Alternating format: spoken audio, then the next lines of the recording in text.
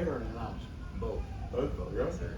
Yeah, be on ESPN as a player, and hopefully once my playing days are over, I can go on ESPN, CBS, whatever it is, and be, and me personally, I would like to be in the booth like Tony Romo, Robert Griffin III. I would like to do something like that, but if I'm in the studio somewhere, I'm cool with that as well. What's your major?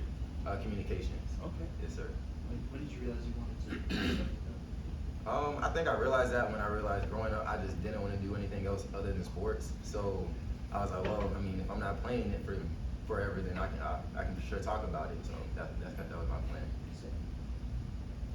I thought that's it. I mean, MJ and AJ and Marquez, I mean, they've been around for a long time, but nobody likes to sit, right? But I mean, to wait, as you have, I mean, what was your mindset over the last couple of years? You know those guys are there, so you kind of know maybe what the opportunities are going to look like.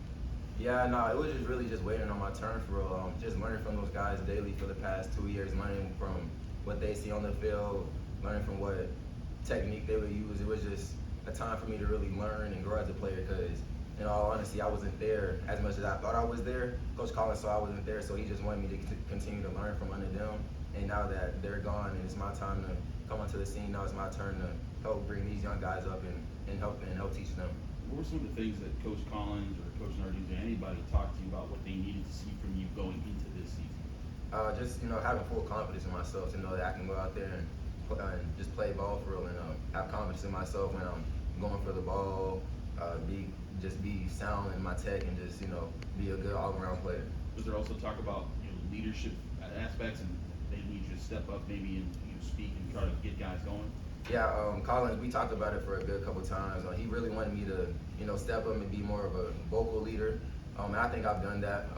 I can do better at that for sure, but I think I've done good at it so far. Because for the most part, growing up, I've always been I'm gonna show you how to do it. And I'm more of I'm gonna show you how to get it done type person. But it's different being a vocal leader, and so I'm just trying to continue to get better at doing that. What is it about your game day mentality that attracts you to Pitt, the defense, the cornerbacks play one-on-one most of the time? Yes, sir.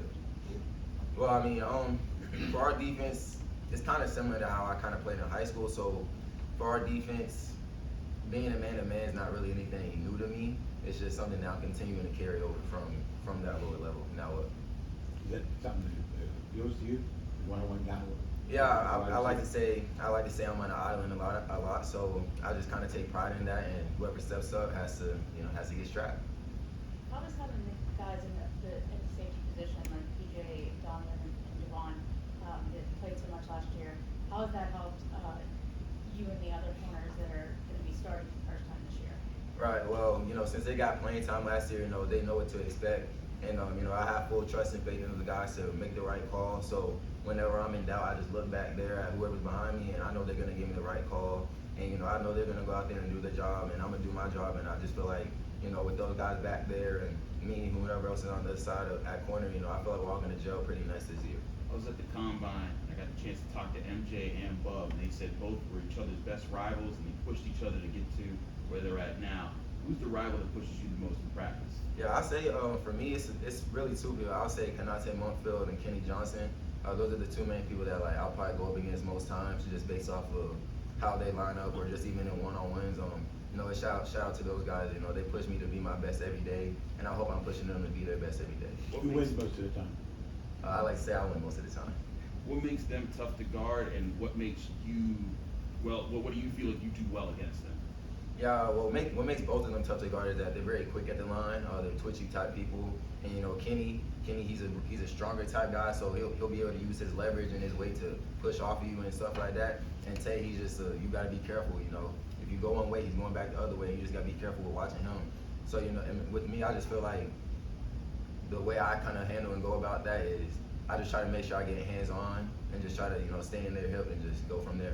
Have you noticed a difference in what you're able to do against those guys this year versus last year? I wouldn't say it's much of a difference. I mean, I've changed a little bit, just trying to be more aggressive at the line.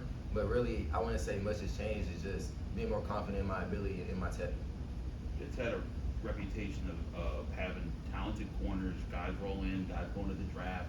What's it feel like to maybe be like the face of that new group and the pressure of like trying to lead that group with after the history they had? Well, I don't really see pressure to it. I just kind of find it as, you know, just a new challenge in life. You know, it's my time, it's my turn to, you know, shine and be on that stage. Like I saw MJ and them at the combine, and you know, of course, I've grown up watching the combine and the draft, so that's something I hope and God willing, I'm able to do that one day. You have a unique perspective on the quarterbacks. You get to see how the ball comes out of their hands and how they hit the receivers. What stood out from you? You know, stood out to you about some of those guys? Yeah, the quarterback, they're all different in their own type of way, and they all have their own personal advantages. So you really have to study all of them different. You can't really look at them all the same. And of course, with the receiver, you can't watch them all the same. They all have their own different thing.